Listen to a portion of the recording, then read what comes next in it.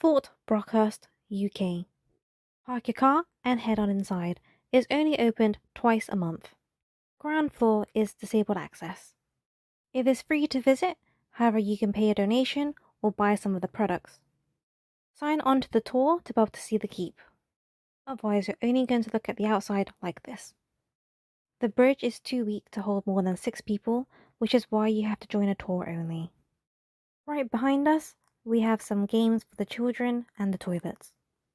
There is also a sign with some information. If you're strong enough to push a wheelchair or a buggy, you can actually go around the walls. First of all, we're going to walk on the right hand side where we have a giant cannon.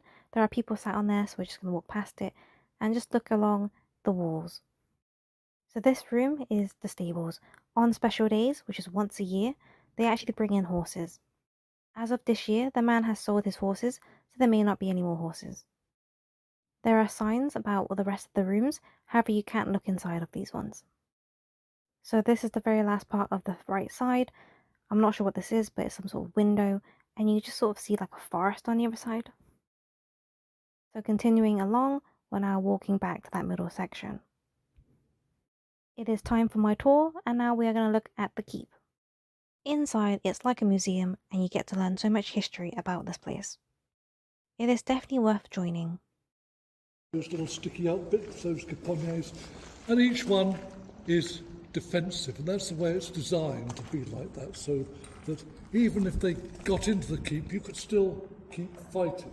Having said that, these forts were commenced in 1858. The Royal Commission started in 1859, and it fought in 1860-61, and it said two things. One is these forts are too close to the dockyard. They need to be pushed further out. And secondly, that keeps were no longer considered appropriate.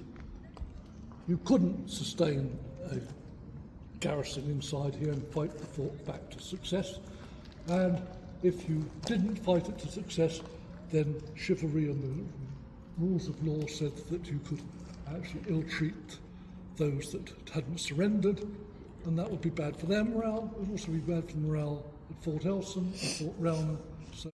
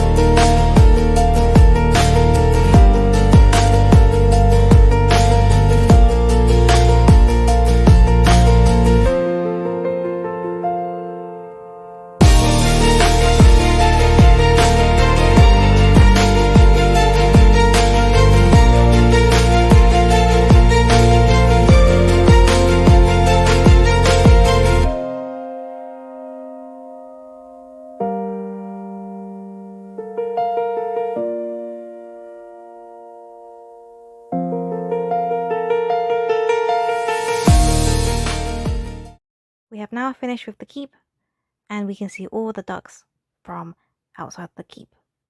Now we're going to walk around to the right hand side that we haven't seen yet. We end up on the walls. We're just going to walk along this. There's lots of flowers and hay fever here.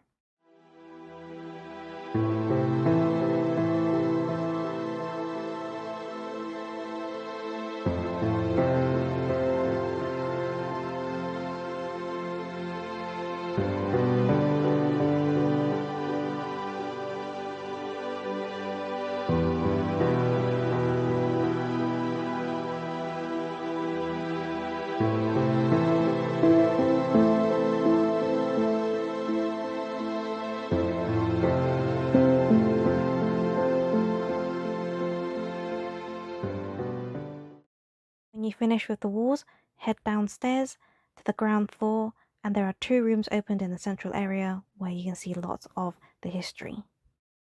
In both rooms, there should be volunteers that you can talk to, and they give you lots of extra information and events that take place here. Now walking back to the right hand side, by the grass area, you can see some things more on display, and then the weapons display. Children and animals may get scared. Down into the barrel, and then when the senior soldier is happy that everybody's had sufficient time to do that, he puts his right hand. The reason being is that the ramrod is touching the bottom of the barrel. We are interested in the bottom of the barrel being clean. So as the officer approaches, each ramrod is taken out, turned over, and the bottom and the top is shown to him so he can see that it's clean. Everybody gets out, so you might have 500-600 men doing this, and until the evolution is complete, until he's satisfied, nobody is allowed to go. Close that little tiny spigot, and again as the officer approaches, each musket is turned over eye so that he can actually look down the vent. This lot are going to then do musket shooting, firing. So they've now got to move into a position where the senior soldier, which is Sergeant Smith, is on the right of the line. Courtesy always says that you have to have senior soldiers on the right. Even in wartime, they did uphold this courtesy. So now we're going to move round in a position where he's on the right because they're going to fire towards the bushes. So, Garden drums, to your right, pace! Garden advance, right back wheel, by your front, advance, march!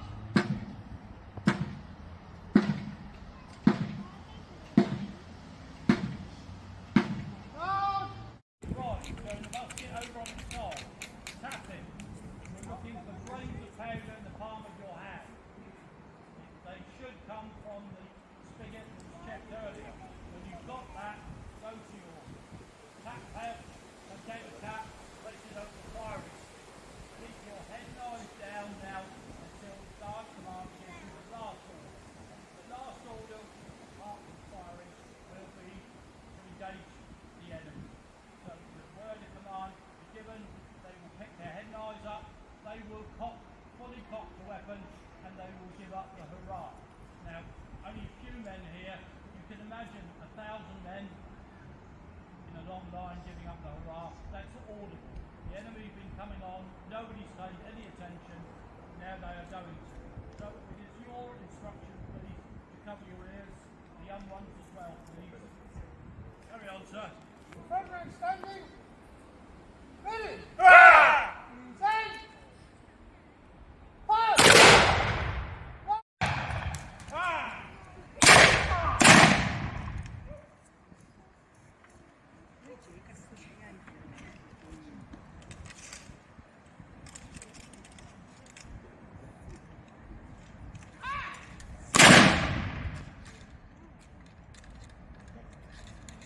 Everybody's done one away.